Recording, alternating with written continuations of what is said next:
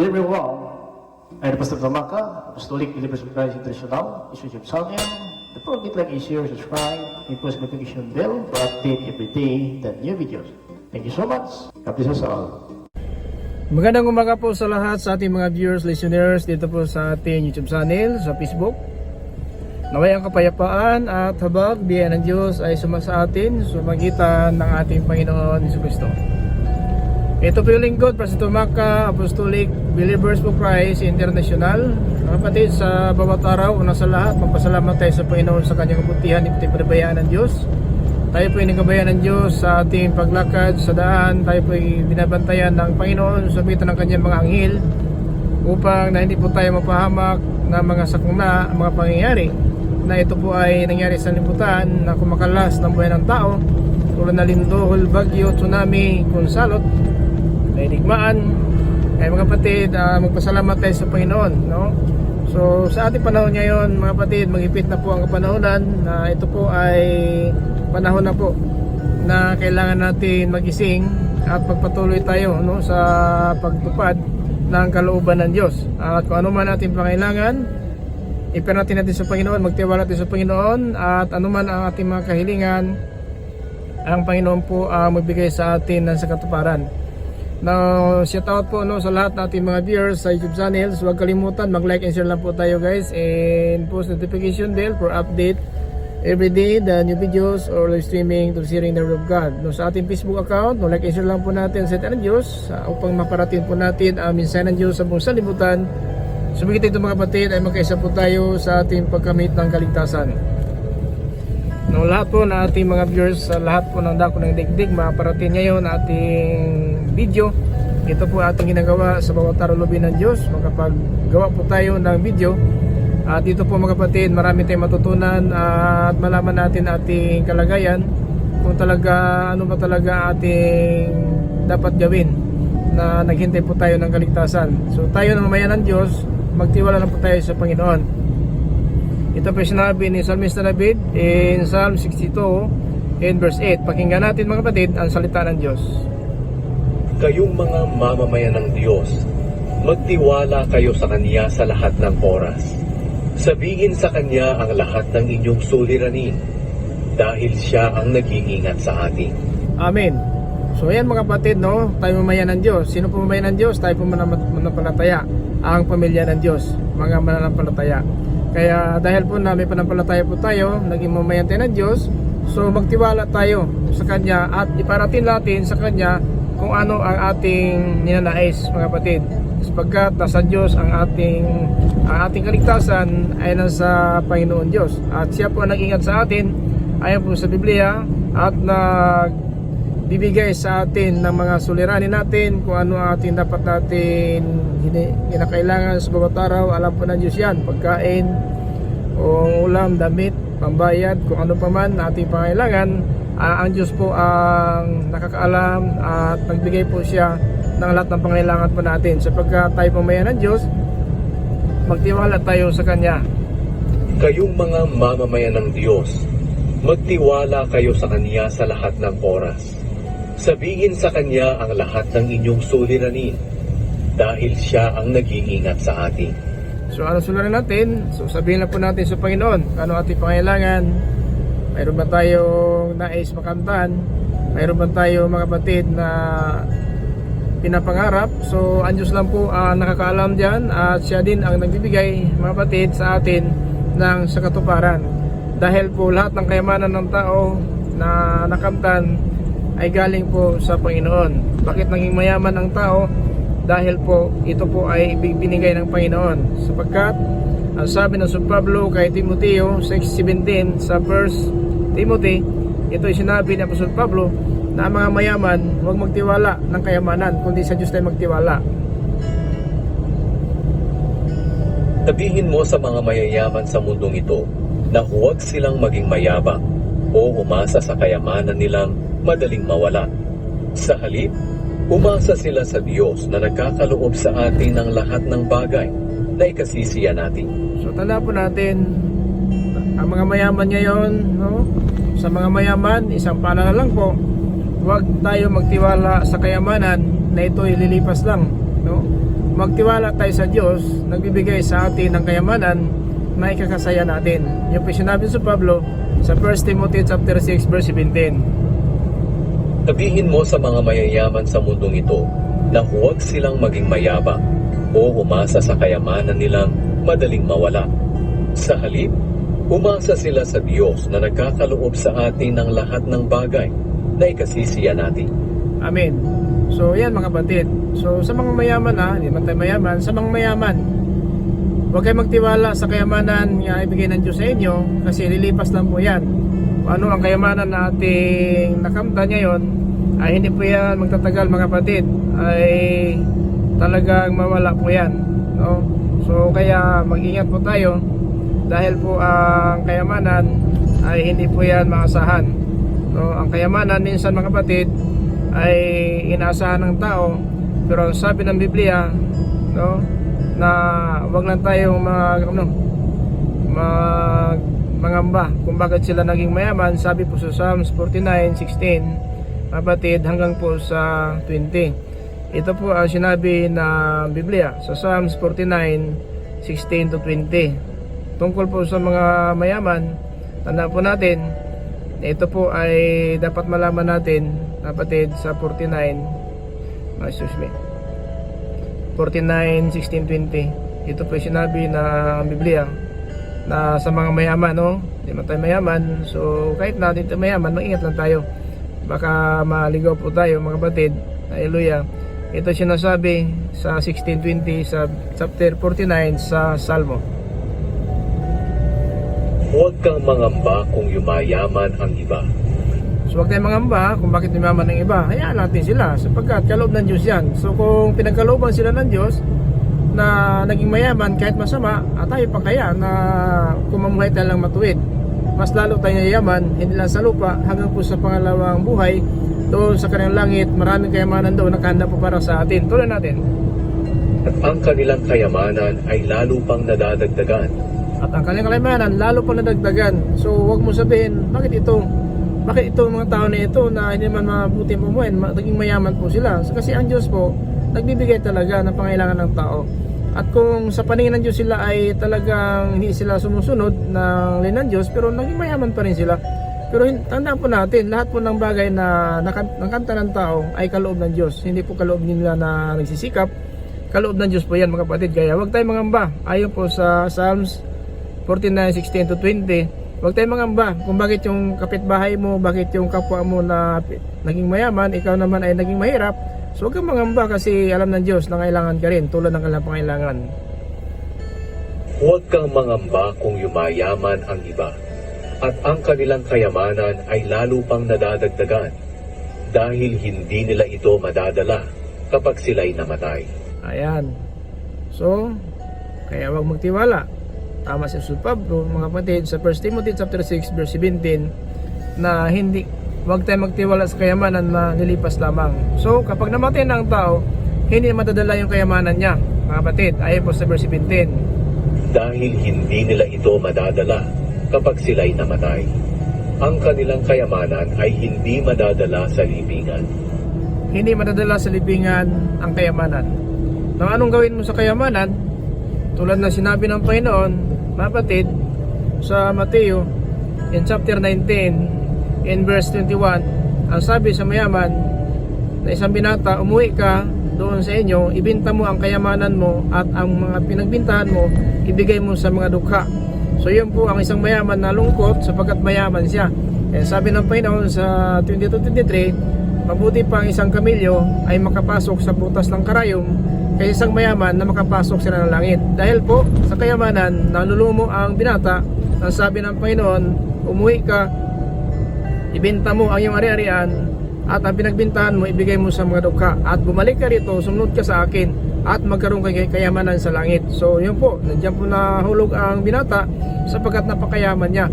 Kaya sabi ng Panginoon, mas mabuti pa ang isang kamilyo makapasok sa butas ng karayom kaysa isang mayaman makapasok sa kanilang langit. Verse 18. Sa buhay na ito, itinuturing nila na pinagpala sila ng Diyos. So sa buhay na ito ay itinuturing nila pinagpala sila ng Diyos. Tama. Amen. Dahil po alam naman natin na ating lakas, ang ating hininga ito'y galing sa Diyos, hindi galing sa ating pagsisikap, no? Ito po hindi dahil sa ating kalakasan. Ang hininga at lakas ng katawan galing ito sa Diyos. Kaya totoo nga na ang kayamanan na nakakamtan nila ay galing sa Diyos. Sa buhay na ito, itinuturing nila na pinagpala sila ng Diyos. Amen, di ba? Sa buhay na ito, dahil may kayamanan sila, pinagpala sila ng Diyos. Kaya nagbigay sila ng ikapo, nagbigay sila ng buloy sa simbahan para po na makita ng mga tao na sila ay mayaman. So yun po, dahil po ang Diyos talaga nagbigay ng kayamanan, dapat mo din ibigay sa Panginoon ang kanyang kabahagi. Ayun po ang dahilan na nakilala po ng tao na talagang bakit pinapayaman ng tao, na ang sabi ng Biblia, galing sa Diyos talaga ang kanilang nakamtan na kayamanan. Totoo po yan, kasi kahit sa ating panahon ngayon, mayroon tayong makain lang, makabihis tayo, makabili, tama na po yan. Pero ito sila, pinagpala talaga ng Diyos. Sa buhay na ito, itinuturing nila na pinagpala sila ng Diyos. At pinupuri din sila ng mga tao dahil nagtagumpay sila. Ngunit makakasama pa rin sila ng kanilang mga ninunong namatay na, doon sa lugar na hindi sila makakakita ng liwanag. Ang taong mayaman na hindi nakakaunawa ng katotohanan ay mamamatay katulad ng mga hayop. Yan po mga kapatid, no? Ang taong mayaman, masang kayamanan, na tulad ng walang karunungan ay mamamatay katulad ng hayop. So mga kapatid, sa ating panahon ngayon, so siguro talagang ang kayamanan natin, huwag natin isipin na sa ating pagsisikap yan dahil nanegosyo ka. So lahat po na nakamtan natin galing po sa Panginoon, hindi po sa ating pagsisikap. Pero huwag ka lang asa sa kayamanan, kasi binigay ng Diyos yung kayamanan, at dapat huwag mong kalimutan na nagbigay at bigyan mo ng parangal, magpuri at magsunod po sa kanyang mga salita, dahil yan po ang nais ng Panginoon. Itong kayamanan na nakamtan natin ay sana po hanggang po sa pangalawang buhay ay magkaroon tayo. Puntahan mo natin ang Mateo 19:16 ngadto sa 23. Mga batid, dito sa Mateo. Ito po sinabi ng Panginoon Jesucristo habang kasama ang mga apostol. Sa isang binata nagtanong sa kanya, Panginoon, ano ba ang pinakamalagang utos? Ano ba ang dapat kong gawin upang magkaroon ako ng buhay na walang hanggan? Now, 19:16 to 23, dito po sa Mateo. Pakinggan natin mga kapatid ang sinabi ng Biblia.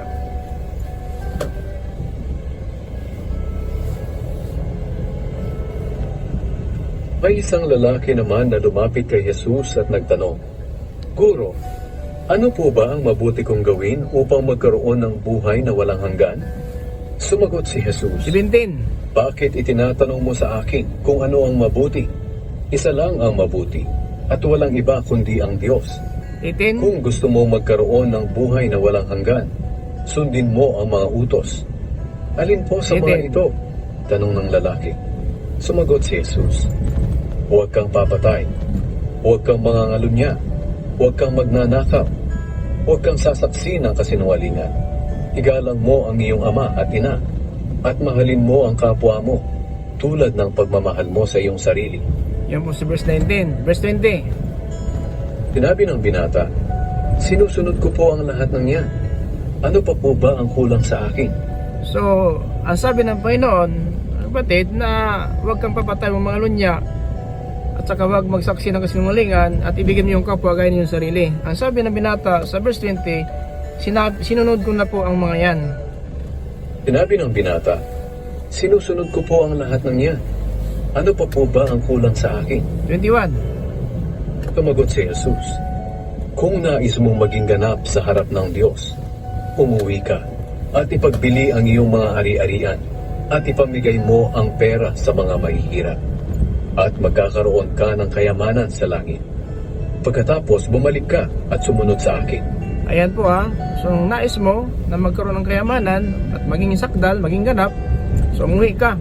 So kahit na po hindi siya pumatay, nangalon niya, ginagalang ang kanyang amatina at inibig niya ang kanyang kapwa gaya ng kanyang sarili, pero hindi pa siya naging sakdal. Sa pagkasabi ng Panginoon, gusto maging sakdal, umuwi ka. Kaya kahit hindi nangalon niya tayo, hindi pumatay, hindi nakiapid, kung ano ba, hindi nira ng kapwa, mga kapatid, pero nang nanakaw naman, No? So lahat po na nagumabang ng isang kautusan, labag ang lahat po. Now, ang sabi ng Panginoon, kung nais mo magkaroon ng kayamanan na maging sakdal ka sa paningin ng Diyos, ang sabi ng Biblia, Tumagot si Jesus, kung nais mong maging ganap sa harap ng Diyos, umuwi ka at ipagbili ang iyong mga ari-arian at ipamigay mo ang pera sa mga mahihirap at magkakaroon ka ng kayamanan sa langit. Pagkatapos bumalik ka at sumunod sa akin. so yan po maliwanag po mga kapatid, kaya wag tayong ganito. Kasi dahil po sa ito po ang sabi ng Panginoon, kung nais mo maging ganap, umuwi ka. So kahit hindi pumatay siya, hindi nangalo niya ni Kapit, iniibig niya ang kanyang mga magulang, iniibig niya ang kanyang kapwa, pero hindi pa tayo naging ganap dyan sapagkat mayroon pang aral. Kaya naparito pa ni Kristo para gawin tayong karapat-dapat sa kanyang kaharian.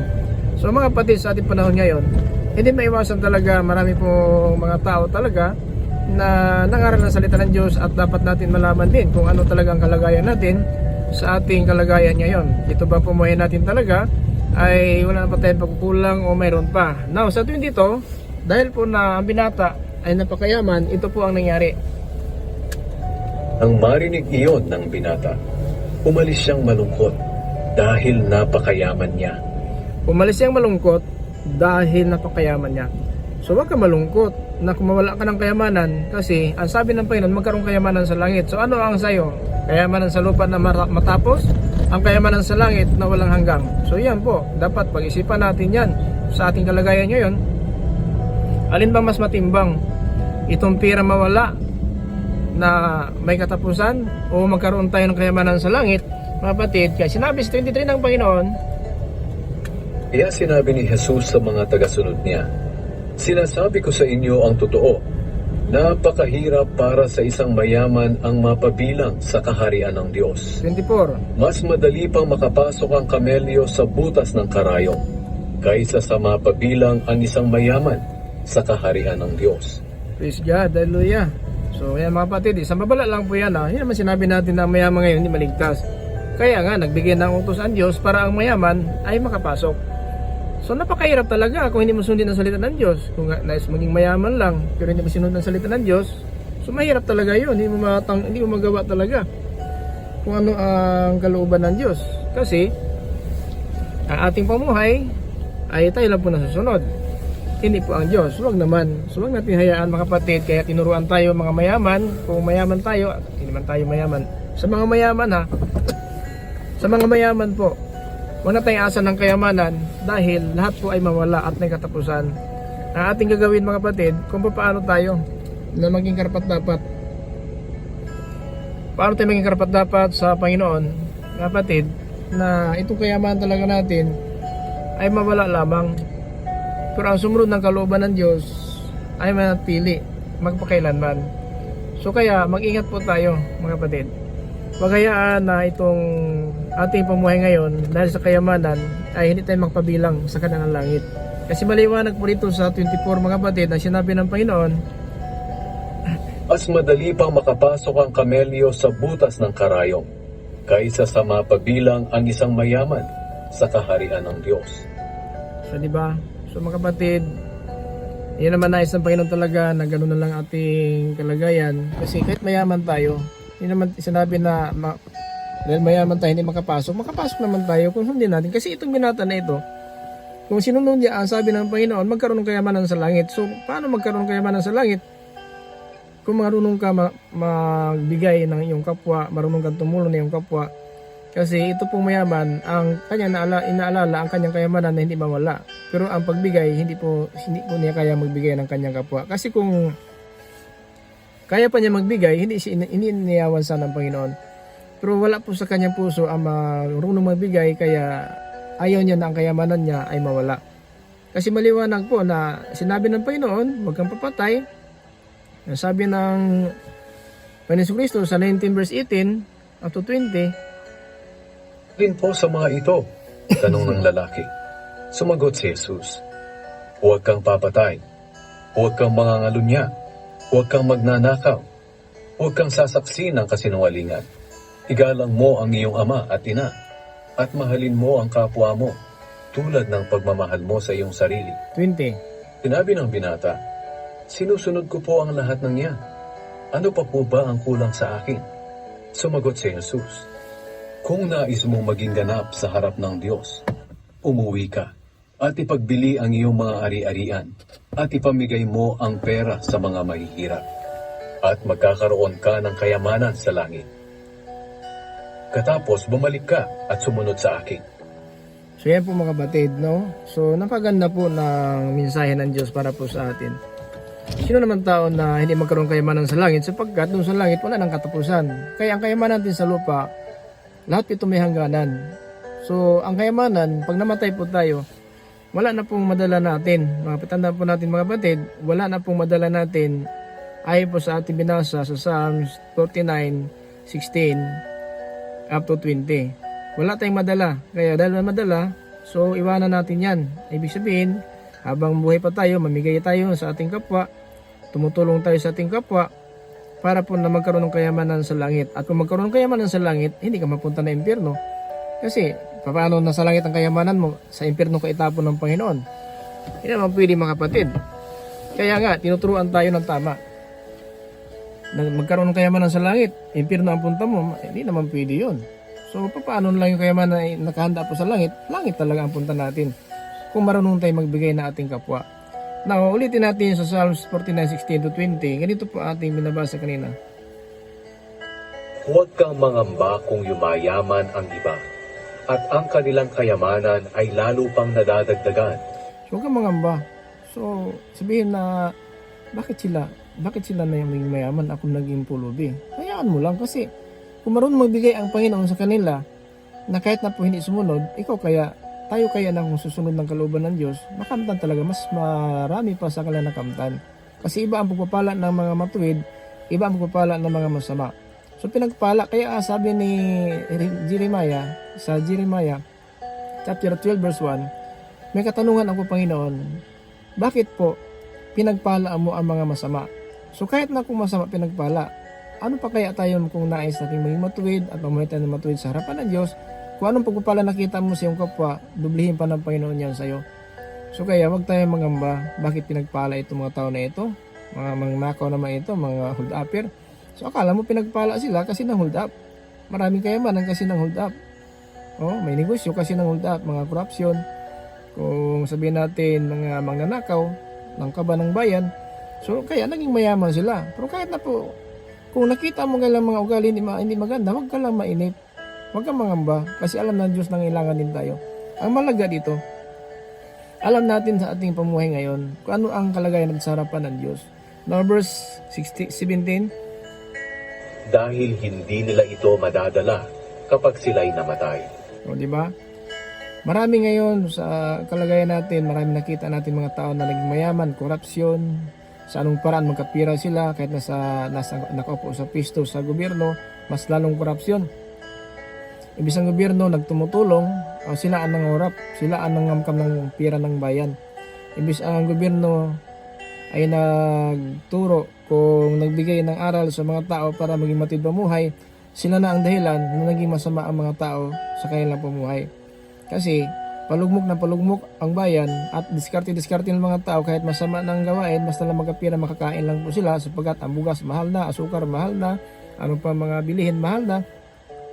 Marami ng krimen, doon lang sa ibang lugar, marami ng pinapatay. Pagka malang ka lang may pira, mapatay ka pa. Kahit wala kang pira, pagka malang ka lang, mamatay ka pa. So ganun po ang kalagayan sa salimutan. So tayo mga pinagkalooban ng Diyos ng kayamanan, huwag tayong asa sa kayamanan.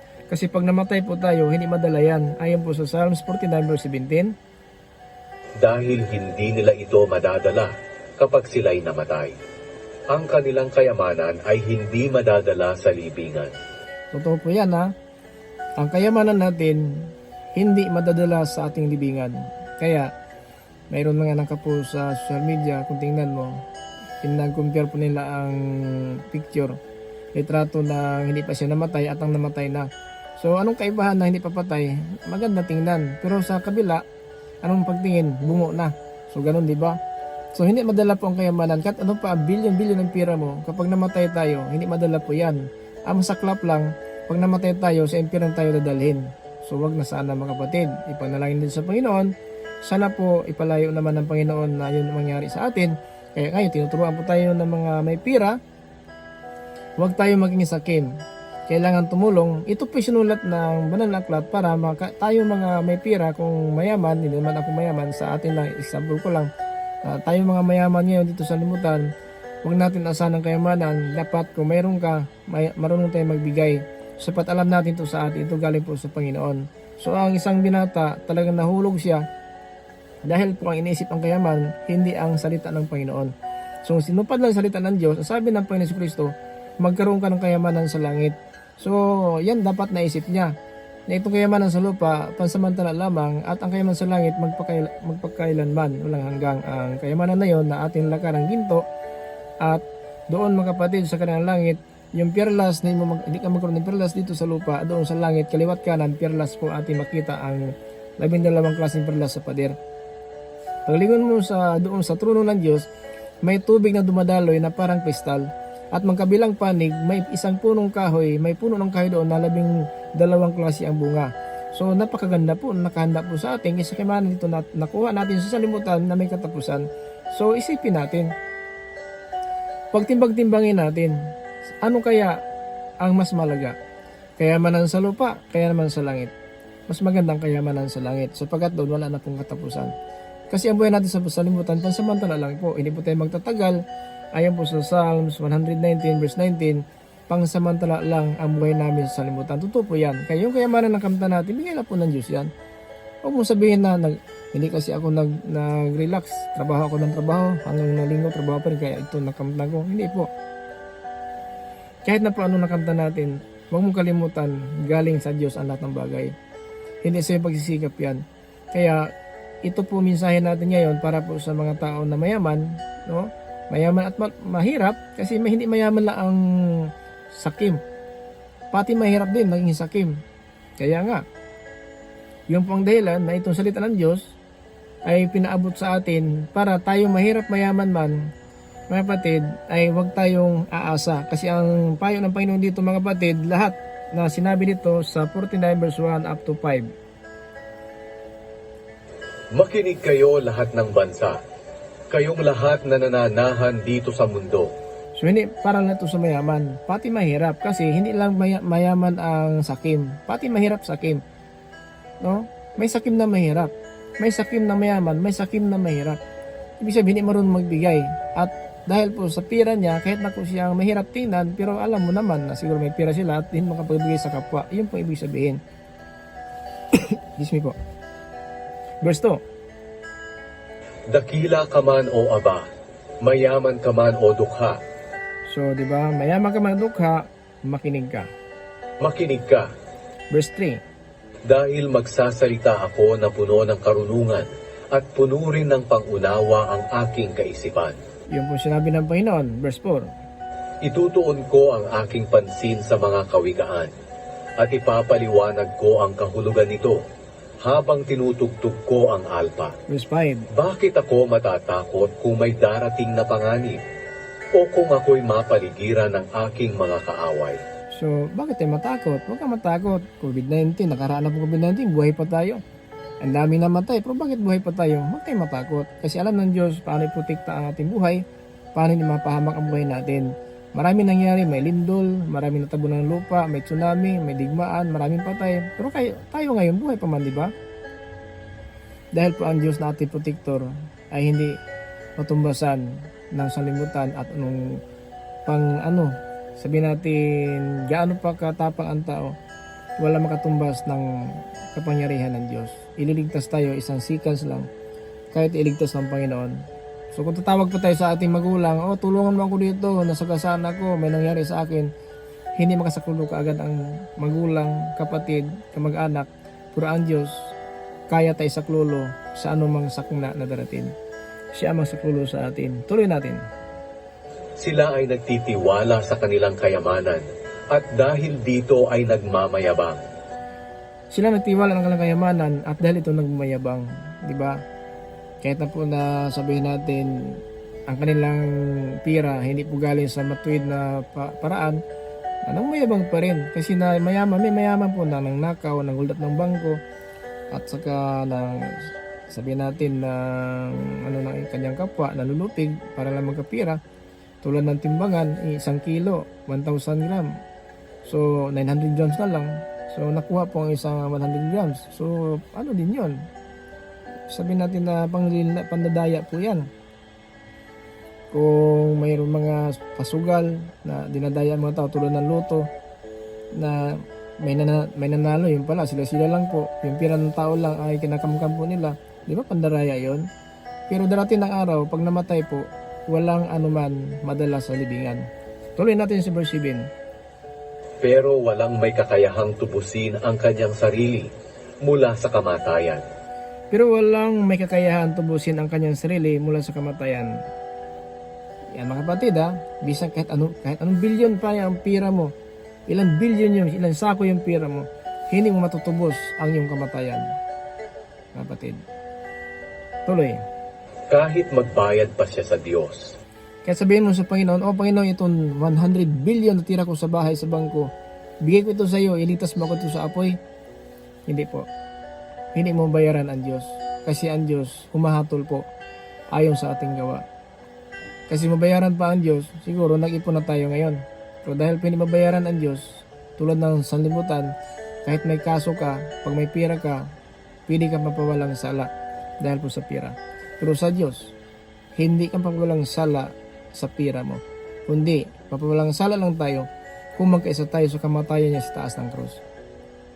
Yan mga kapatid. Ang kamatayan sa taas ng krus ng Panginoon, yun po ang dapat malaman natin anong purpose na parito anak ng Diyos. Para tayong mga mayaman ngayon ay turuan tayo dahil sa salita ito ng Diyos. At tayong mga mahirap ngayon, tinuturuan po tayo sapagkat mahirap at mayaman, ang sabi nito mga kapatid sa verse 2, dukha ka man para sa lahat itong aral na ito. Dakila ka man o aba, mayaman ka man o dukha, makinig ka. So makinig tayo. So itong mga tao na ito, huwag kang mainip kung mayaman ang kapwa mo. Kasi ang sabi ng Biblia, mga kapatid, kahit pa kung sinasabi sa verse 7, hindi mabayaran, no? Walang kakayahan ng kanyang sarili mula sa kamatayan na magbayad sa Diyos. Pero walang may kakayahang tubusin ang kanyang sarili mula sa kamatayan. Kahit magbayad pa siya sa Diyos. Verse 8. Dahil napakamahal ang pagtubos sa isang buhay. Hindi sapat ang anumang pambayad. Di ba? Mga kapatid, dahil mas mahal, napakamahal ang pagtubos kasi buhay ito ng Panginoon Kristo na kanyang inaalay sa taas ng krus. Yun po ang pagtubos natin. Mayaman, mahirap, dukha ka man. Kahit sino pa, anong lahi, wika, bansa, saan tayo nakatira, doon tayo nagkaisa taas sa krus. Sa kamatayan ng Panginoon, buong sanlibutan po, tinubos tayo. Ayon po sa 1 John chapter 2 verse 2, na ang Panginoon Kristo ang pampanlubag loob sa ating kasalanan at hindi sa atin lang mga Kristiyano ng palataya ngayon, buong sanlibutan ang kamatayan ng Panginoon. Ito po ang pantubos, mga kapatid, dito sa verse 9, upang ang tao mabuhay magpakailanman. Upang ang tao'y mabuhay magpakailanman at hindi namamatay. Yun po, sa Panginoon Kristo mga kapatid, ang sinabi niya sa John 6:54, ang kumain na aking laman, uminom na aking dugo, may buhay na walang at muli ko sibubayin sa huling araw. So, kailan? Kapag natubos na tayo. So, natubos na tayo sa kanyang dugo si taas ng krus. Ayon po sa Ephesians chapter 1 verse 7, tinubos na tayo sa dugo ni Kristo. Ang ibig sabihin, pinapawalang sala na tayo. So yun po mga kapatid ang pantubos na pambayad na tinanggap ng Diyos. Hindi kayamanan, hindi ka may bilyon ka, ano pa man ang pira mo na naipon ngayon, hindi po makapagtubos sa atin yan sa kamatayan. Kaya mga kapatid, hanggang sa panahon na ito, tinuturuan lang po tayo ng Panginoon para makita natin ang lahat na kahit na marunong ka na mamatay, mga kapatid, pero tinuruan tayo ng Diyos. Marunong tayo o sabihin natin hindi man, kung pulubi tayo, kung mayaman man, para sa lahat po ang salita na ito, mga kapatid. Verse 10. Nakikita nga ng lahat na kahit ang marurunong ay namamatay. Yan mga kapatid ang sinabi ng Biblia. Now, sinabi ng banal na aklat dito sa verse 10, sa Psalms 49 verse 10. Nakikita nga ng lahat na kahit ang marurunong ay namamatay. Ganoon din ang mga matitigas ang ulo at mga hangal. At maiiwan nila sa iba ang kanilang kayamanan. Di ba? Sino pa wag mo sabihin na wag mong galawin yung kayamanan ko pag namatay ako. Hindi pwede. Iba na po makinabang diyan. Kaya habang buhay tayo, ibigay natin dapat mabigay, wag mo lang ibigay din yung sa iyo. Alam naman ng Diyos na kailangan din tayo. So may mabigay tayo, mayroon naman natira sa atin. So ganoon lang po ang buhay natin. Sa pag marunong tayo magbigay, bibigyan din tayo ng Diyos. Pero kung hindi ka marunong magbigay, hindi ka pagbigyan ng Diyos kasi sakim tayo sa kanyang paningin. Kung marunong tayo magbigay, nagbibigay din ang Diyos sa mga nagbibigay. Pero sa mga sakim, ang Panginoon din ay kanyang pinipigilan ang pagpapala sa mga masama. Kaya hindi pwede mga kapatid na ganoon na lang ang buhay natin na parang tayo nalalaman ng salita ng Diyos. Tandaan po natin, hanggang sa mga araw na ito, tinuturuan tayo ng Diyos para tayo po hindi po hatulan ng Panginoon ng hatol ng pagkaparusahan, kundi kung harapan din sa hukuman, mapalaya tayo at makapasok tayo sa kanyang kaharian. Ulitin natin si verse 10, chapter 49 dito sa Psalms verse 10. Nakikita nga ng lahat na kahit ang marurunong ay namamatay. At ang karunungan mo, mamatay pa rin tayo. Isa lang po ating pinagbulan, galing sa lupa, babalik tayo sa lupa. Ayon po si Ecclesiastes chapter 3 verse 20, kung ano ating pinagmulan, babalik tayo sa ating pinagbulan. Galing tayo sa lupa, babalik tayo sa lupa. At alam natin, kahit marunong po sila, mamatay pa rin. Ang sinabi po, ganun din ang mga matigas ang ulo at ang mga hangal. Ganoon din ang mga matitigas ang ulo at mga hangal. At maiiwan nila sa iba ang kanilang kayamanan. Diba? Kaya huwag tayo magmataas. Kailangan marunong tayong tumanaw ng mga mahirap na kailangan para ang pagpapala po ay sagana, hindi lang dito sa libutan hanggang sa pulang buhay. Pagpapalain tayo ng Diyos sa buhay na walang hanggang. Basta marunong tayo magbigay, mga kapatid, dito sa libutan. Marunong tayo maawa sa ating kapwa. Huwag natin ibigin ang kayamanan, sapagkat alam natin kayamanan, kung tayo mamatay, hindi po natin madadala po yan, mga kapatid. Verse 11. Ang kanilang libingan ay magiging bahay nila magpakailanman. Ang libingan na lang natin, ang ating bahay magpakailanman. So, maramol pa yung bahay mo, naka-tiles pa yan, anong klaseng gamit sa bahay mo na mahaling gamit. So, hindi na po yan, maiwan na po natin yan, at iba na po titira dyan, at ating tirahan na po, mga kapatid, yan na po ang libingan. Ang kanilang libingan ay magiging bahay nila magpakailanman. Doon sila mananahan, kahit may mga lupaing nakapangalan sa kanila. Kahit may lupain nakapangalan sa atin, kasi pagpatay ka na, i-transfer yan sa buhay. Huwag mo sabihin, pag ibinta mo yan, ang magsayin yan, yung patay, yung buhay. So, habang buhay tayo, sa atin nakapangalan yun. Pero habang na buhay pa tayo, hindi pa tayo namatay, ipinagbili natin yan sa ating mga anak, sino daw pinagkatiwalaan natin, kasi alam natin mamatay po tayo. Kaya, ipinagkatiwala na po natin yan, bago tayo namatay, ay mayroon na tayong magmamana dyan. Kasi hindi pwede na mamatay ka, hindi mo ibigay sa anak mo yung mga mana mo. Na kung mamatay ka, wala kang katibayan, ibigay mo sa anak mo yan, makwestiyon mo yung mga anak mo, kawawa naman. So alam na ang Diyos, bago tayo mamatay, nakapangalan na po yan sa susunod po na pamilya natin. Kasi alam natin, papunta tayo ng kamatayan. So yun po ang ating kalagayan ngayon. Huwag natin hayaan na parang bingi tayo para wala tayong pangunawa ng salita ng Diyos. Kasi ang sinabi sa verse 11, ulitin natin, ang kanilang libingan ay magiging bahay nila magpakailanman. Doon sila mananahan, kahit may mga lupaing nakapangalan sa kanila. alam mo natin, nakapangalan mo sa atin, pero kung hindi mo ibigay, habang buhay pa tayo, baka naging sakim tayo, aking pangalan talaga ito, kung namatay ka, kawawa naman yung may mga anak mo, pamilya mo na wala kang sign, wala kang authorize, hindi mo binigyan sila ng isang katibayan na kung ikaw mamatay, siya ang makapagmana. So parang yung kasakiman natin, pati pamilya natin, kasi may mga ngayon, kahit kapatid, kahit mga magulang, ay naging sakim din sa kayamanan, parang hindi nakilala ang kapatid, parang hindi kilala ang kamag-anak dahil sa kayamanan o mga lupa na inaari niya, na parang ayon niya kahit mamatay siya, kanya pa rin yun. Yun po ang kasakiman na dalhin po sa hatol. Hindi ganyan po ang pamuhay ng tao. Hindi ganyan ang dapat natin pamuhay. Kasi tinuturuan natin ng Panginoon, para pito sa lahat mga kapatid, hindi pito para sa mga tao ngayon na ito po, tayong lahat. Kasi Bawat tao, may ugali tayo. Kanya-kanya tayong prinsipyo. At baka tayo matamaan dito, dapat alam natin. Hindi pala ito dapat ang pamumuhay ng mga tao na umaasa ng buwan na malanggang ng mga mamayan ng Diyos. Kasi mamayan ng Diyos talaga, mga kapatid, tanda po natin, ay umaasa sa Panginoon. No? Ayon po sa ating kay verse, na umaasa tayo, ang mga mamayan ng Diyos, umaasa sa Panginoon at pinagkatiwala nila ang kanilang mga suliranin. Ganun tayo, mga kapatid. So kaya ayaw ng Diyos talaga na hindi po tayo, mga kapatid, makakaalam kung ano talaga ang dapat natin gawin.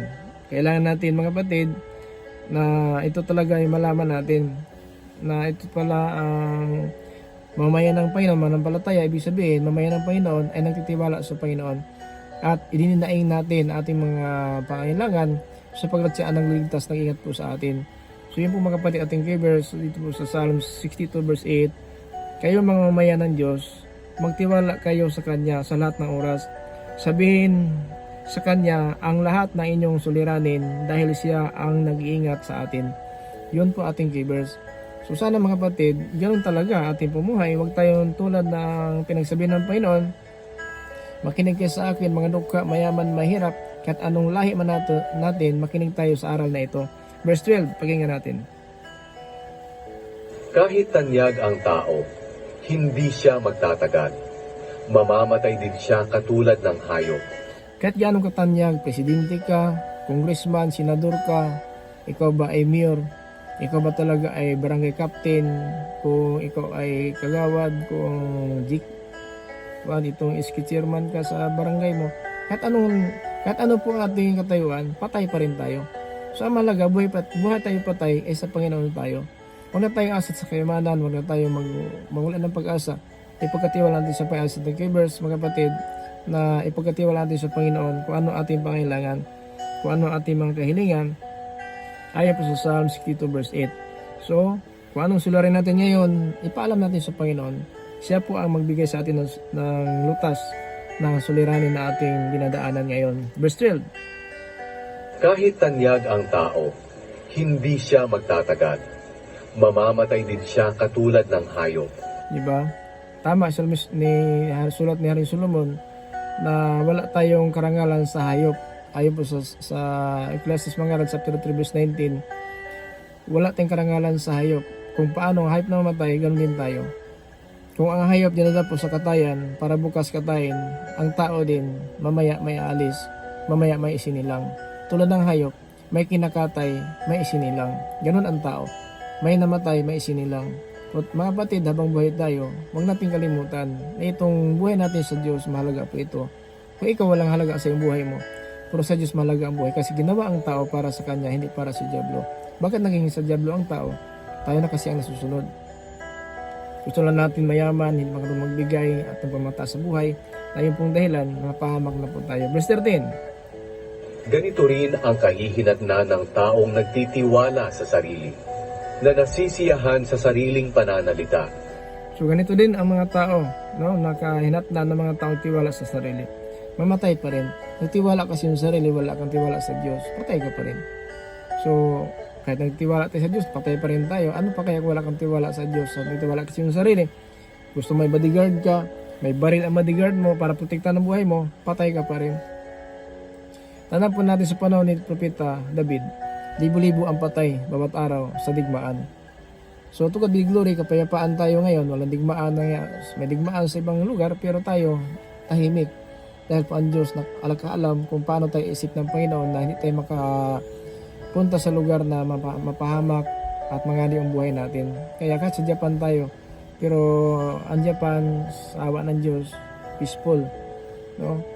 Dito sa Japan, magtrabaho ka lang, wag ka lang magnakaw dito kasi pag mahuli ka, patay ka. Huwag kang papatay.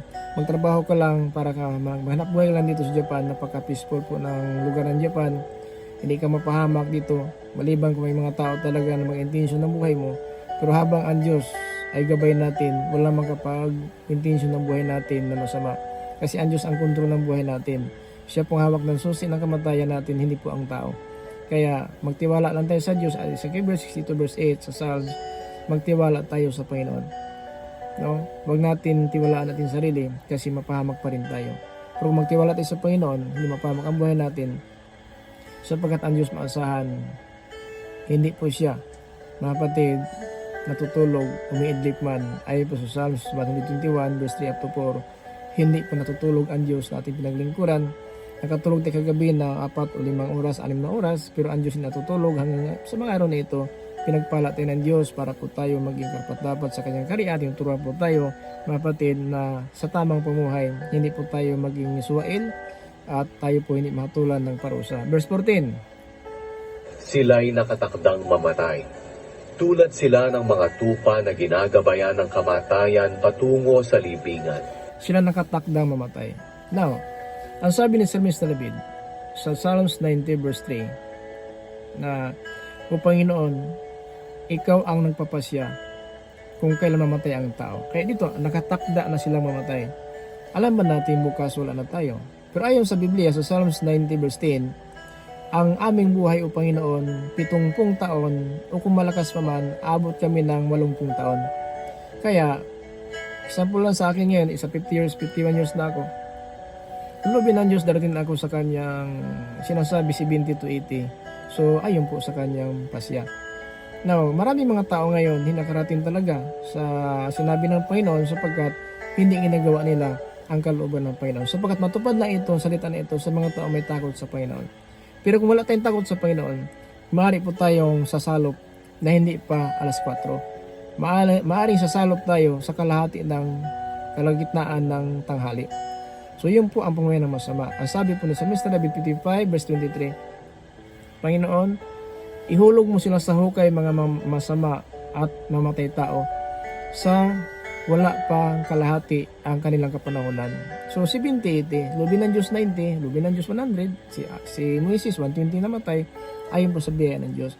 Pero hindi tayo sabihin natin under kung bilo sa 70.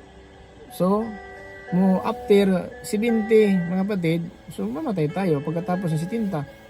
O 80 ba, after 80, so mamatay tayo, lubin ng Diyos. Yun po, kung after 90 pa, so yun po ang pagpapala na po. Dagdag po pala po yan. Malakas pang kataon. Sabi sa Mr. David, kung malakas pa kami, abot kami ng 80, kung 80 taon. Na kung 10 na taon, marami, si Enrile, 99 na ngayon. Buhay pa si Enrile. Di ba? So pinagpala ng Diyos ang buhay niya. Bakit? Siguro natin alam bakit pinagpala ang buhay niya. Dahil po siya magalang. Kasi ang paggalang natin sa ating Panginoon at paggalang sa ating magulang, nagpapahaba po ng buhay. Yung pinakasulat sa Proverbs chapter 3 verse 1 up to 3, in Ephesians chapter 1 verse 1, chapter 6 verse 1 up to 4. So yan mga kapatid, may pagpapala dyan at mayroon pa pangako ng Diyos sa mga taong magpahaba ng buhay kung tayo po magalang sa ating mga magulang at sumunod tayo ng salita ng Diyos. So yun po, pagpapala nais natin, pagpapalain tayo ng Diyos mga kapatid. Hindi po tayo pahamak ng Diyos, tanda po natin yan. Hindi po tayo pahamak ng Diyos sapagkat ang Diyos mabagin, mapagmahal ang Diyos. At ayaw ng Diyos talaga na ganun na lamang ay ating pumuhay na pulos na lang kasakiman. Hindi alam kailan tayo susalop. Kung tayo talaga ay maging masunod sa ating sarili, sasalop tayo ng kalahati pa ng kalagitnaan pa ng sabi natin tanghali pa. Hindi tayo abot na alas 4. Kung sasalop mga araw na alas 4, alas 12 pa, sasalop na po tayo. Dahil po sa masama na pamuhay at naging manganakaw kung mamatay tao o sakiman, anong klaseng pamuhay ng tao. Ayan mga kapatid, pasisalubot na po ako. Salamat po mga kapatid. Ayun po sa ating binabasa ngayon. Last verse, Psalms 49:14. Sila'y nakatakdang mamatay. Tulad sila ng mga tupa na ginagabayan ng kamatayan patungo sa libingan. Pagsapit ng umaga, pangungunahan sila ng mga matuwid. Mabubulok ang bangkay nila sa libingan. Ayan mga kapatid, so salamat po. Sa lahat ating mga viewers listeners dito po sa ating YouTube channel sa Facebook, huwag kalimutan mag-like and share, subscribe, don't forget to push notification bell for update everyday new videos or live streaming to sharing the word of God. Sa ating Facebook account, like and share lang po para parating natin ang mensahe ng Diyos sa buong sanlibutan upang na mag-isa tayo sa kaluwalhatian ng ating Panginoon sa Kristo. Maraming salamat po! Ito po yung lingkod para sa Tumaka Apostolic Believers of Christ International. May sabi sa bawat isa, grace, mercy, and peace. Be with us, Jesus Christ. Amen.